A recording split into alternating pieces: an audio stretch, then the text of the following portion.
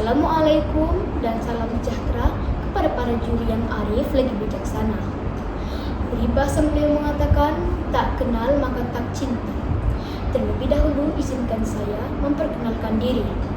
Nama saya Talha Al-Qurbin Anwar, berumur 12 tahun dan bersekolah di SK Unkilan Kota Marudu, Sabah. Pada masa lapang, saya suka membaca buku dan menonton televisyen. Cita-cita saya ingin menjadi seorang juru terbang. Saya anak kedua daripada 4 adik beradik.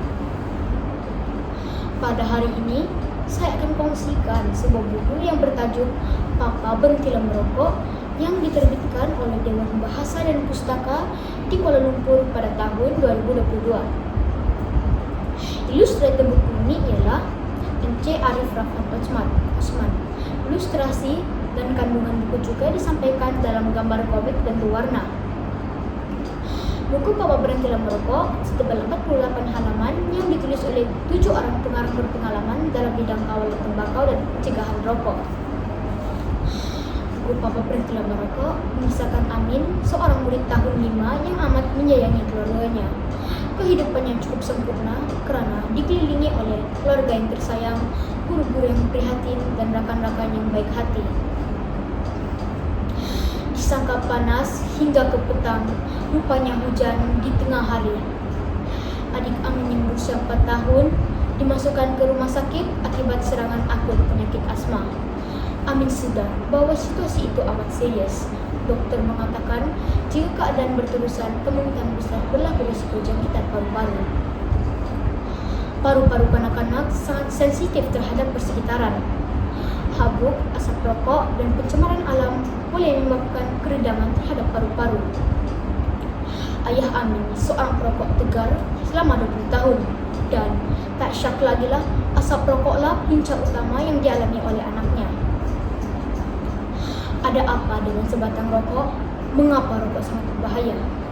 Rokok mengandungi 4.000 bahan kimia yang berbahaya, termasuklah arsenik dan kadmium, salah satu bahan yang terdapat dalam cat, dan heksamina, salah satu bahan yang terdapat dalam cat.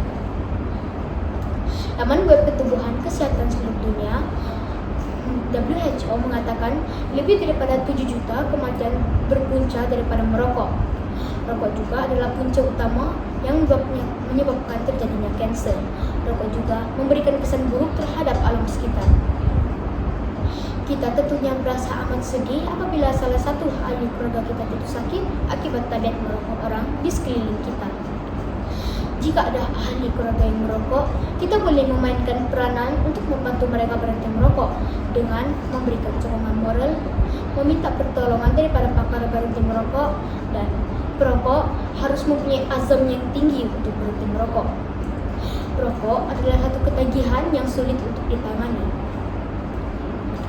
Dalam ajaran agama Islam, penganutnya dituntut agar menjauhi segala perkara yang menyebabkan mudarat kepada kesehatan.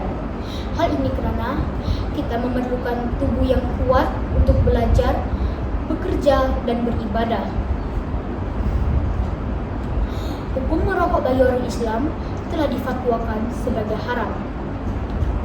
Oleh itu, jika Anda merokok dan belum berniat untuk berhenti merokok, fikirkan kesan tabiat Anda kepada ahli keluarga Anda yang tersayang.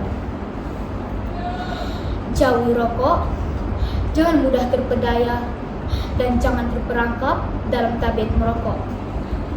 Sebagai warga negara Malaysia, kita berbangga kerana negara kita memiliki Akta Kawalan Produk Merokok demi Kesihatan Awam 2024, Akta 852. Langkah proaktif lindungi kesihatan awam dan alam sekitar. Buku kedua yang akan saya bahaskan pada hari ini ialah buku cerita rakyat Sabah yang bertajuk Puteri Delima yang diterbitkan oleh Dewan Bahasa dan Pustaka pada tahun 2017. Penulis buku ini ialah Asman Nordin, dilahirkan di Kulim, Kedah pada tahun 1958. Beliau belum meremas skauting di Sabah sejak tahun 1973. Beliau mula menceburkan diri dalam bidang penulisan sejak tahun 1985, menghasilkan lebih daripada 15 buah buku novel kanak-kanak, remaja, dewasa, dan antologi cerpen. Beliau telah memenangi banyak anugerah dalam peringkat antara bangsa dan juga negeri Sabah. Buku ini menyisakan perjuangan Putri Delima. Walaupun dihantui bayangan Rogon yang kononnya telah merenggut nyawa ibunya, Putri Delima tetap memberanikan diri untuk meledak hutan belantara, untuk membuang dan menghanyutkan batil di hulu sungai bercabang dua. Kemanahan itulah yang menunjukkan baik buruknya sikap pribadi pemuda yang akan menjadi tunangnya. Selepas berjaya menghanyutkan batil, putri atau kerabat jelajah akan dihadiahkan sekalung bunga ara merah oleh masyarakat yang tinggal di bawah pohon ara merah tersebut, sebagai tanda mereka telah melaksanakan tugas yang penting dan jodoh mereka akan tiba.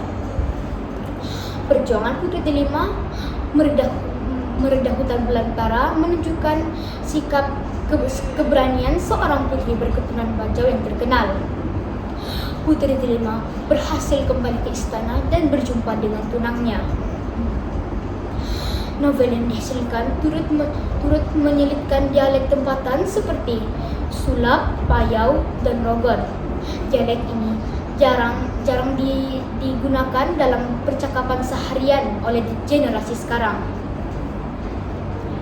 Novel yang dihasilkan turut menceritakan keintiman dan kemesraan masyarakat dengan alam sekitar, flora dan fauna yang boleh menjadi penyumbang kepada generasi kini pada pembentukan nilai dan jati diri. Kesimpulannya, sumbangan cerita rakyat amat penting demi membina dan membentuk budi fikir dan rasa kolektif terhadap masyarakat zaman sekarang. Bunga dedap di atas para anak musun pasang pelita. Kalau tersilap tutur bicara, jari disusun, maaf dipinta. Sekian, terima kasih.